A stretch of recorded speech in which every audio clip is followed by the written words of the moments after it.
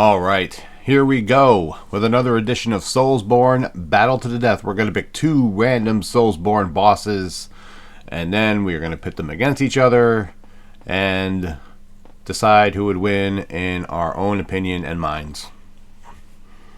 I don't think I can find a better way to describe it than that. Alright, contestant number one is... nobody, apparently. Why did that just disappear off my screen like that? Alright. Come one, come all to another edition of SoulsBorne Battle to the Death. We're going to pick two random SoulsBorne bosses, and then we are going to pit them against each other and decide who would win in our opinion and our minds. So, that is what we do around here. Alright, contestant number one is... Martyr Logarius from... is that Dark Souls 2? I think that's Dark Souls 2. But I can't remember. Oh, possibly Dark Souls 1. Should I look that up real quick? Oh my god. I'm pitiful for this. You would think I would know this, and I should know this, because I'm doing this frickin' thing, so. Alright, I'm being told by my Google machine that it's Bloodborne. So, Martyr Logarius. That shows you how often I've played Bloodborne. I mean, I love Bloodborne, but I just prefer the aesthetic of Dark Souls 3 and Elden Ring to Bloodborne. That's mostly what it comes down to be perfectly honest with you. So, I do have memories of him, I just couldn't remember which game he was from. And I know he's very tough, so he is a good opponent to have on Battle to the Death. And now, what the hell am I doing?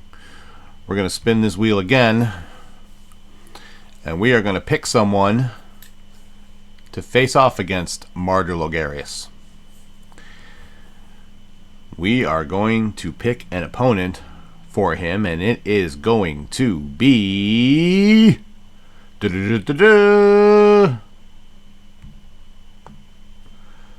Guardian Dragon.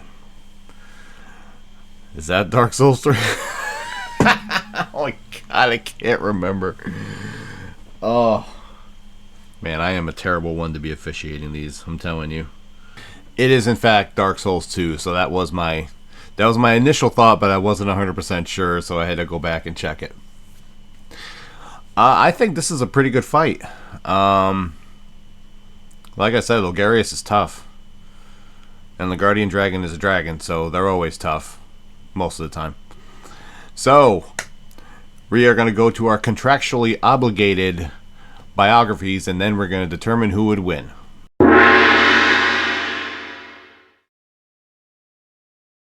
So, at one time, Martyr Logarius was the head of the Executioners, who were a faction of healing church hunters that were opposed to the Canehurst Vilebloods, who used old blood, and therefore the Executioners did not like that. Now, in their defense, the word old is in the name, and I'm not sure I'd use blood anyway, so I think I have to side with the Executioners on this one. At some point, Logarius discovers a vile secret within his castle, and he decides to don the Crown of Illusions and plant his happy ass on his throne and guard it for all eternity. His throne is on a roof, by the way, which I think is pretty cool. But, you know, logistically, I'm not sure why you would do such a thing. Martyr Logarius is wielding a short-bladed scythe, a serpentine dagger, and several magic spells. So that is how you will find him when you come across him in Bloodborne.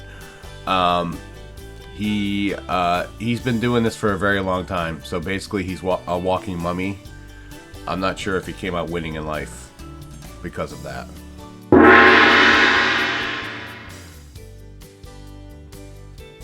Not much in the way of lore regarding the Guardian Dragon, but I do know that Aldia commanded him to stay as a guard to the Dragon Eyrie as an experiment, which kind of tells me that Guardian Dragon thought he should have been the man, you know, like the head of the table, and Aldia's like, no, you're gonna guard this door because I told you to, just to see how he's gonna react. And yeah, that's pretty much that.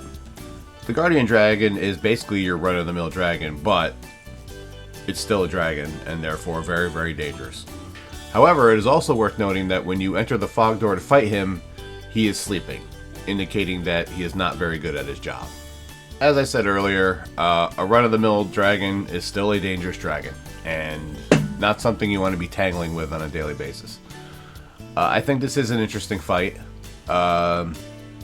I think it would depend a lot on Logarius being able to keep his distance and use his arcane spells, which is generally what he does when you fight him. And then again, you know, the dragon spews fire everywhere and does what dragons normally do. I think Logarius pulls it out. I think he's been doing this a lot longer. Maybe. I don't know. I don't know the age of the Guardian Dragon. But he's probably craftier and has more tricks up his sleeve. So I think Logarius pulls this one out. I think it'd be a good fight, though. I think it would go on for a while. It would most certainly not be a situation where Logarius comes in and just wipes out the dragon. I don't see that. So, you know, like I said, the Guardian Dragon, you know, for the most part, not always, because the ancient dragons in SoulsBorne games are quite different and a little bit tougher. But a lot of the time, if you fought one dragon in like Elden Ring or Dark Souls or whatever, you've basically fought them all. So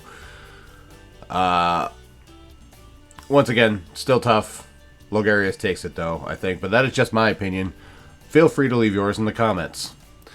And with that, I am going to bring this episode to an end. RobertBlanchardBooks.com if you're interested in my books. If you want to hear more about them, the Rise of Dragons podcast. Linktree, Bobby's World 2110, has everything on it, including my Twitter and Instagram profiles, also Bobby's World 2110. Thank you so much for watching. Until then, be well, stay safe, and as always, it's Bobby's World, and you're all just living in it. Yeah, I'll see you for live, y'all. Bye! What's going on, guys? Thank you for checking out the video today, but I got a question for you. Did you know I wrote a book? Did you know I wrote 3 books? Did you know that they're all part of the same series? The Roar of a Dragon, The Treachery of a Weasel, and The Cry of a Raven. ReadersFavorite.com says that its intensity rivals that of the Game of Thrones series. Now, I personally think that's crazy, but it's not for me to judge. It's for you to judge. Go to RobertBlanchardBooks.com and you can check out the books right now. But wait, that's not all. All 3 books got 5-star reviews in ReadersFavorite.com. These books won the Silver Medal in the Literary Titan Awards. The Cry of a Raven won Silver at the Global eBook Awards. So what are you waiting for? Read about Aiden's dream to become a Knight of Delmar. Read about his death and resurrection. Oops, I gave that away, didn't I? And read about his journey back home from 3,000 years in the future to stop the evil that started in Delmar. Go to RobertBlanchardBooks.com. You can read the first 3 chapters of each book there for free. And then, if you're interested, you can buy the books there as well. And if you've already read the books or you just want to hear more about them, you can check out the Rise of Dragons podcast. You can listen to it wherever you listen to your favorite podcast. And in every episode, I cover a character from the book, an event from the book, my journey into writing, and everything in between. Ripley, what do you got to say about all this? Give me a treat or I will end you. You know she's telling you to check out the books. Go to RobertBlanchardBooks.com to check out the books or listen to the Rise of Dragons podcast if you want to hear about them. That's all I got to say, and thank you for watching this video.